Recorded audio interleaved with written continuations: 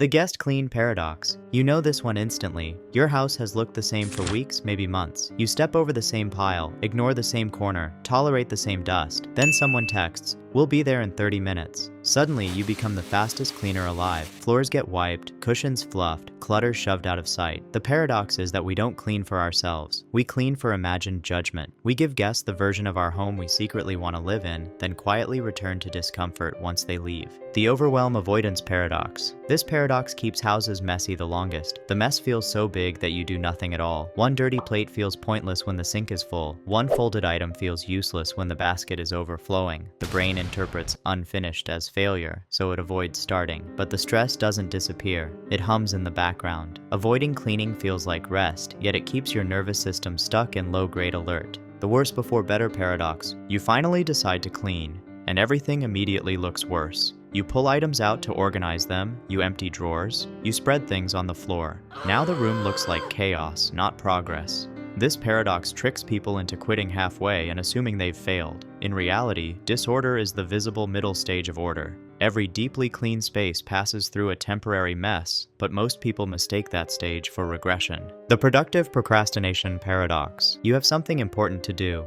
Something that requires thinking, courage, or focus, and suddenly the skirting boards demand attention. Cleaning feels productive, controlled, and safe. You get a reward without uncertainty. The house improves, but the real task stays untouched. The paradox is subtle. Cleaning can become a socially acceptable way to avoid emotional or cognitive discomfort while still feeling responsible. The clutter blindness paradox. It's easy to see mess in someone else's home. You notice clutter instantly, dust immediately, imbalance right away. Yet your own space feels normal, until one day it suddenly doesn't. The brain adapts to its environment to conserve energy. What surrounds you constantly fades into the background. The paradox is that familiarity protects you from overwhelm, while quietly allowing mess to accumulate until it feels unmanageable all at once. The creative mess paradox. A perfectly clean space doesn't always produce the best thinking. Slight disorder can increase creativity. A table with tools, notes, half-finished ideas can invite exploration in a way a spotless surface can't. The paradox is that while cleanliness signals control and calm, a little visual noise can signal possibility. The goal isn't chaos, it's flexibility. Some mess fuels imagination, while too much shuts it down. The cleanliness perfection paradox. The cleaner your home becomes, the less tolerant you are of imperfection. One crumb on a spotless counter feels louder than 10 crumbs on a messy one. You spend more energy maintaining a level of cleanliness that gives you less emotional return.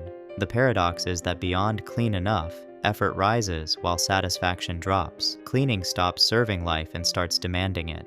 The control destroys comfort paradox. Some homes are so clean they stop feeling safe to live in. Shoes feel risky, toys feel forbidden, movement feels monitored, the house is controlled, but the people inside feel tense. Cleanliness, meant to support life, becomes the source of stress. The paradox is painful. When control becomes the goal, comfort disappears. A home is not meant to be perfect, it's meant to hold life without fear.